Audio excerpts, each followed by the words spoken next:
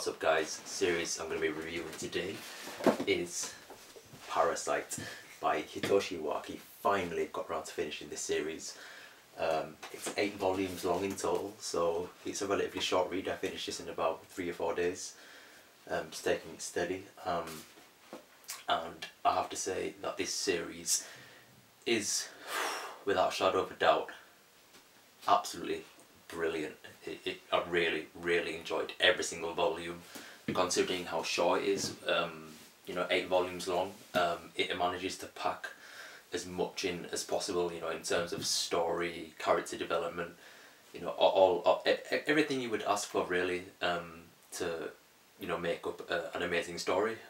Basically the premise of it is it's set in like a small Japanese city where one night alien parasites basically rain down from the sky. It's not enough parasites to basically take over the world. It's just parasites kind of invading here and there. They just basically fall in these like little tennis ball shaped eggs, and basically when they hatch, they come out as like little sort of snakes, and basically the sole objective is to find a host, or they will die pretty soon because they can't sustain themselves. They need a living host in order to survive. Hence the word parasite. So basically, the goal of a parasite is to essentially take everything above the head and become the head, because once they become the head and control the brain, they're able to take control of the human's nervous system and basically use the human body much more effectively than any human would anyway, because it's said that the human doesn't have access to more than a certain percentage of their body, but the parasites are able to use 100% of the human body, so they can amplify power and things like that. Have access to latent abilities that people may have, which is pretty awesome, and which makes them very formidable. So the parasites themselves, as living beings, like their basic instinct is to survive. So they're automatically equipped with the abilities to change the forms of their heads. Obviously once they take control of a human host and take control of the head, they can basically merge the head, basically turning into weapons and other various things, like turning into giant mouths when they want to feed on other humans, because that's essentially what they do. By instinct they go around feeding on just humans. So yeah, they can basically weaponize, as you can see on the cover of volume 2 here. They can form giant blades, basically strike at you from a distance, in like a certain sort of range. One thing that's very interesting about the parasite's ability is that they can sense each other like telepathically. So if another parasite is within like about 300 yards of them, they can sense whereabouts that they are. But the parasites themselves, like they're kind of autonomous. They function independently rather than they're not like grouped together. They're not all there for one common goal. They're basically there individually to survive by themselves. So you often find parasites fighting each other just because they see another parasite as a threat, and they themselves individually want to survive. Which is really interesting, which brings me on to the main character of the series, the human character called Shinichi, who's basically a 16-year-old normal schoolboy. And when his parasite doesn't take control of him, because when his parasite enters his bedroom, he notices it coming in, like a fight ensues between them. And when the parasite tries to enter his body to take over his head, he actually enters inside his arm, and before the parasite can basically reach up to his head, it matures in his arm. So the parasite in his body is basically his entire right arm. So Shinichi has complete control of his brain, and that's where the story really begins. Because what's really interesting about the fact that the parasite that Shinichi has doesn't take control of his brain is that you have two consciences within one body. A parasite which is simply wanting to survive, and a normal school kid with human emotions. So this complex relationship between a normal human being and a monster, a creature that's literally physically attached to his body. You know, it's really really strange because, you know, they have to come to some kind of compromise because, you know, Migi, which is, you know, what Shinichi ends up calling his parasite, basically he doesn't want anybody else to find out that Shinichi has this, you know, parasite in him. So Migi is like constantly like threatening him, saying, you know, if you tell anybody about me, you know, obviously I'm not going to kill you because I need you to stay alive in order for me to survive, but I will end up killing your family.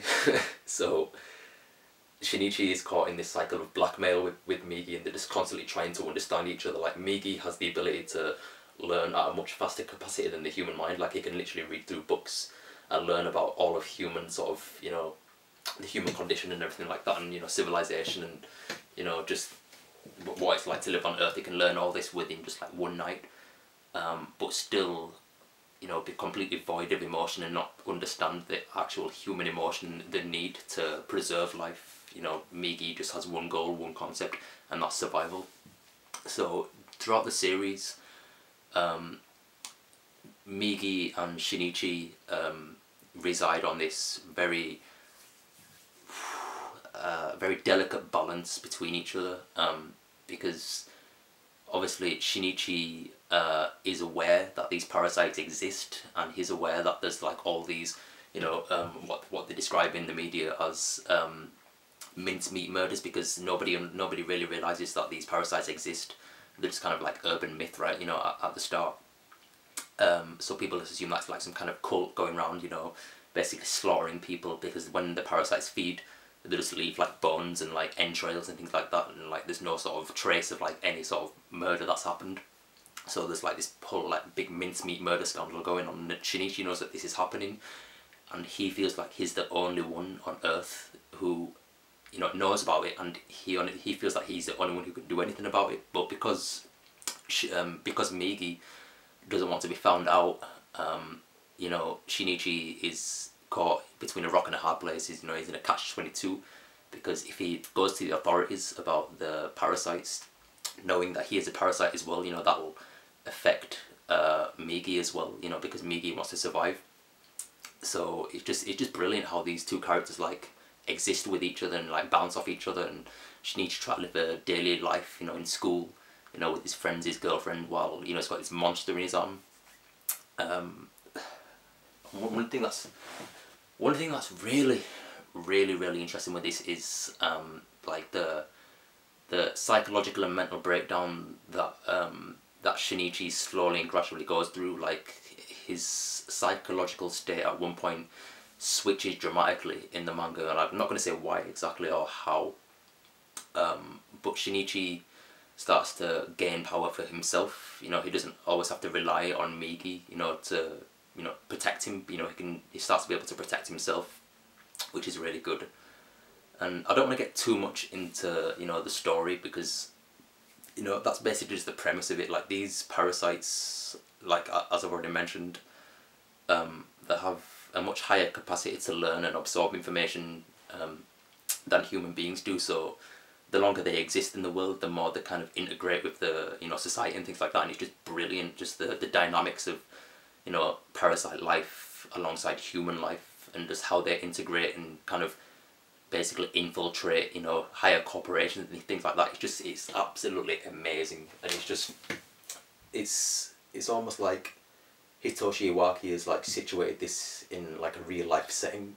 One thing about this series that I think is just makes it completely masterfully written is its unrelenting way that it deals with death, and death as a subject, and how death is portrayed in this series, because this has an amazing amount of character development, and characters go through, you know, different phases and different cycles. You know, you find characters who are introduced, you know, who, you know, are kind of evil at first, and then, you know, they kind of turn over a new leaf or just come around full circle because of the way they're developed. But then, because it's, you know, a seinen series, you know, it's not for the faint of heart.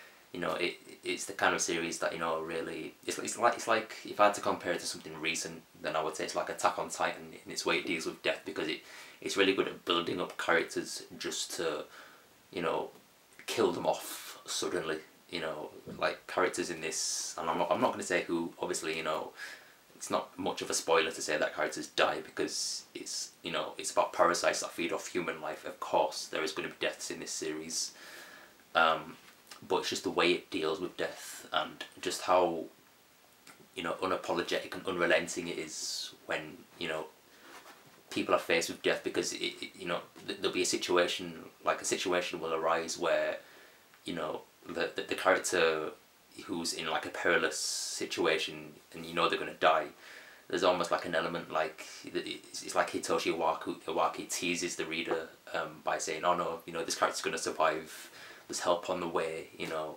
that they're going to get out of this, but then boom, they're dead in an instant. And it's just like, wow. Like how is, you know, Shinichi going to deal with this? You know, how is this going to affect him, you know, and affect his goal, his cause, you know, for wanting to preserve human life and wanting to save the human race and save his family and save his friends and everybody around him. You know, he can't save everybody because he's just one boy, and that's something that constantly conflicts with Shinichi, because he knows he can't save everybody, but, you know, he knows that he has to. But, you know, then how does he go about doing that if he just got himself and he hasn't got any, you know, support from, you know, the authorities or anything like that? You know, how does he go about saving the world, essentially, because the parasite is like a global pandemic. They're everywhere. They've infiltrated all societies, all countries, and he's just up against everything. So yeah, the way Shinichi is built as a character is just brilliant. You know, how you know, in aspects, you know, he weakens, but, you know, then in other aspects, you know, he becomes strong. So as well as being heavily plot driven, well, in fact, I'd say it's more character driven, because you don't really find out the reasons for, you know, why the parasites exist or where they even come from. You just know that they exist, and that's one thing that I find interesting as well, because the parasites themselves, you know, they don't really have any identity individually. Like, they take over the identity of whoever, you know, whoever they take as their host. So not knowing where they come from, you know, kind of, it accents it well. It accents the parasites themselves well, because not knowing their origin, you know, if they had an origin, then they would have an identity, and if they had an identity, then we would have a, you know, an enemy. But them not, you know, having an individual identity, you know, it's just cool. It's just cool like that. I prefer that way, because, you know, we wouldn't want any like unnecessary exposition. So I really don't have anything bad to say about this. I highly recommend you pick this up and read it, because it is absolutely amazing. And one thing, in recent news as well, they're actually adapting this into a live action movie and an anime. So we're going to get to see all of this animated. And I really hope they don't change up the story. I really hope they stay faithful to, you know, the original material. Even if it stays exactly the same as the original material, that would be much more better. I wouldn't want them to adapt it to like a more, you know, modern sort of setting, or change any sort of aspects of the story, because, you know, it is a pretty old manga, and I'm surprised only now they're deciding to do, you know, a live action film and an anime for it. It's just, you know, why now? Why not 20 years ago, you know? But yeah, Parasyte. This has been Archangel Manga, with probably one of the greatest things I've read this year, without a shadow of a doubt. And yeah, Parasyte.